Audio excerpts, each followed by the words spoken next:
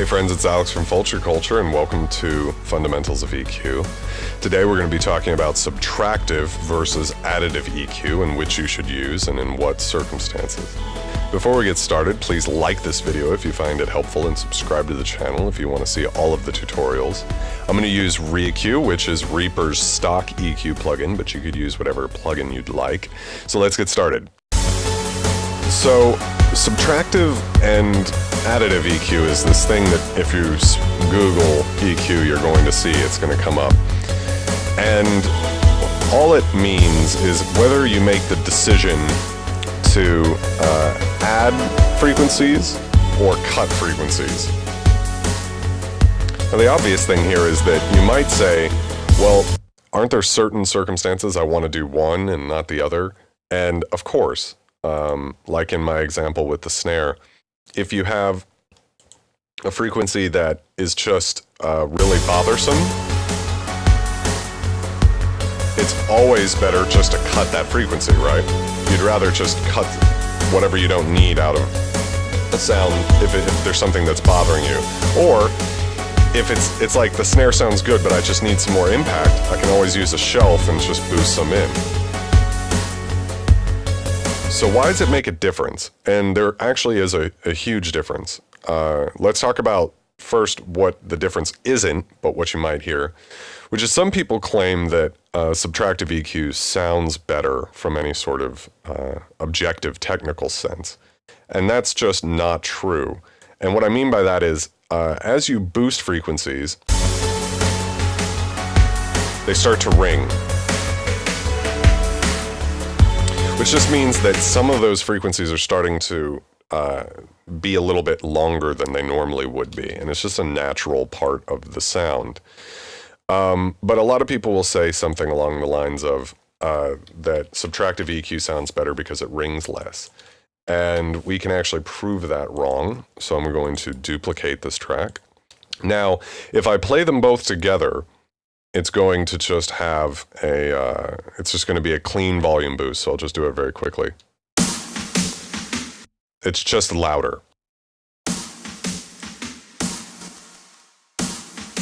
And that's because the second track is telling the speaker to do the exact same thing except with more oomph. Now, if I invert the phase, what that's going to do is when the first track tells the speaker to move forward, the second track is going to tell the speaker to move back. It's going to cancel itself out. So you can hear that there's nothing. I haven't muted anything, and in fact, the tracks are making sound, but they're going to just make no noise, and that's because they are perfect in mirrors of each other. And this is useful because we can actually see what the differences in EQ do. So what I'm going to do is I'm going to take this and I'm going to boost around 2000 hertz. I'm going to boost 10. So if we listen to just the track with EQ, sounds like this. And here's the track without it again. Now, if we listen to both at the same time, instead of canceling out, we should hear only the difference. And the difference is this frequency spectrum right here. So what we're actually listening to is like a bandpass filter because we're only hearing these frequencies now. So let's say I add another EQ plugin and I pick the exact same frequency and I make it -10. Now, this track on its own is now the mirror opposite EQ here.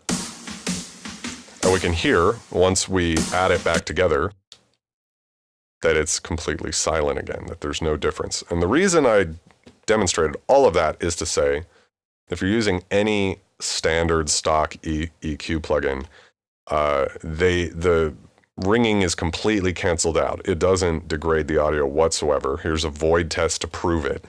EQ is 100% reversible. And in fact, vinyl works, the vinyl format is terrible at reproducing bass frequencies. So when they actually print anything to vinyl, they scoop an incredible amount of bass frequencies out of it. And when it's played back, the record player actually adds those frequencies back in, and it's based off the same principle. So you can see if there was any degradation to the audio by using additive EQ, I've just proved that there is none. Now, a couple of caveats. REQ is the exact same slope, positive and negative, but a lot of EQ plugins don't work that way, and a lot of times when you cut, they'll be more narrow. So if I play this back now with a more narrow cue, you'll hear something, and you're actually hearing kind of like 2 notches in the difference right there. So if you try this test at home and it doesn't work for you and you're using a different plugin, that's 98% sure that's what it is. Other plugins also use distortion, so that could also cause this to happen. So that is not why additive synthesis is bad. It doesn't degrade the audio of what you're doing. Let's talk about some reasons why it might not be the best. The biggest reason is that when you're EQing, let's say I go, okay, I want some more thump on the snare.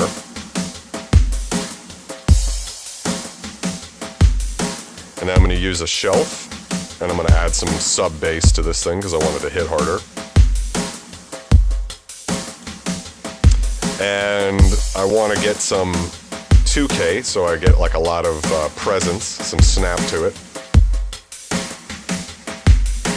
And I want to add some sizzle up at around 10K, so I'm going to use a shelf, and I'm going to... Right. All of those moves seem to make it sound better, right? But what's not great about this is that I've added a lot of volume to the snare. So if you listen to it without it, it sounds a lot less awesome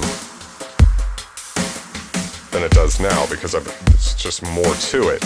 And this is how volume plays tricks on your mind. But if I bring the volume down and try to match the volume on or off, you can hear that the additive EQ, actually what I've done, does not sound better. It sounds really like ringy and hissy. But I totally thought it sounded better for a split second there, just because as you increase volume on something, there's just a natural tendency for humans to think something sounds better. And so it is very important to make sure that if you are going to use additive EQ, that you bring the volume down and match it so you can A/B it.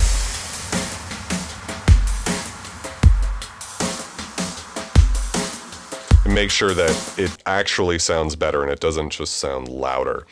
Now, here's some reasons why subtractive EQ tends to be better. If I bring out a frequency that I think might be trouble, like let's say maybe it looks like there's a little bit too much energy there. Because I'm losing volume as I scoop, it actually gets really lame sounding quickly, so I'm much more likely to go, okay, I just want to scoop a little there.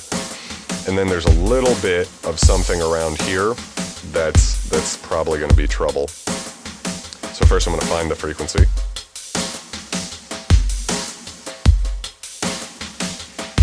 That's the frequency. All right, so I just want to take a little of that out. So as soon as I get even, 2 decibels, it's starting to sound really hollow and annoying. But just a little bit sounds kind of better. And I can even volume match this up a little and compare A/B. Without it, sounds a little bit better. So that's one of the reasons that subtractive EQ might sound better, is it encourages you to do more minimal moves. And as you go, you're much more likely to stop before you make a really drastic move than you are if you're adding. But there's no sonic quality difference. I mean, it's exactly the same thing. The difference between boosting like this or cutting like this and then adding some volume back, it's the exact same thing. It's not any different. So that's additive versus subtractive EQ. Thank you very much for watching the video. If you enjoyed it, please give it a thumbs up and subscribe to the channel if you want to see the rest of the tutorials on EQ I'm doing. And I'll see you in the next video.